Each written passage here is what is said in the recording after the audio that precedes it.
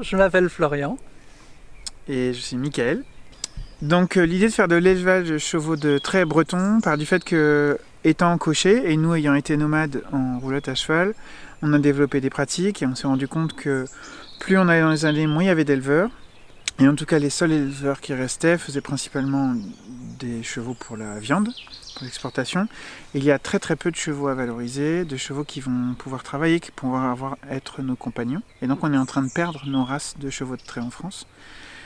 Donc on a imaginé un élevage qui pourrait essayer de faire ressortir ces vrais chevaux qui peuvent eux travailler, être un peu plus légers par exemple, pour notamment travailler dans les villes, le débardage, ça peut être aussi pour des gens qui souhaiteraient faire de l'attelage. Et ce sera aussi le fer de lance de la ferme pédagogique qui inclura d'autres animaux dans les races à préserver en Bretagne. On aura à la fois l'accueil du grand public autour de la ferme pédagogique, des activités plutôt ludiques, notamment avec le volet qui appartient plus à Florian, qui est celui de ludothécaire. Les gens viennent à la journée ou à la demi-journée et ensuite sur place il y a plein d'activités proposées comme des chasses au trésor, des escape games et autour des animaux qui seront sur place de la ferme pédagogique.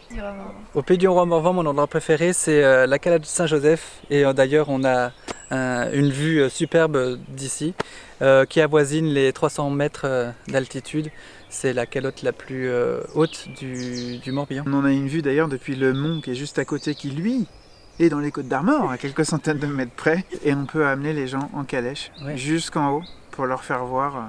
Et on a vraiment une vue périphérique sur tout le tour et faire un pique-nique là-haut en les amenant à cheval. Alors la prochaine balade, on y va?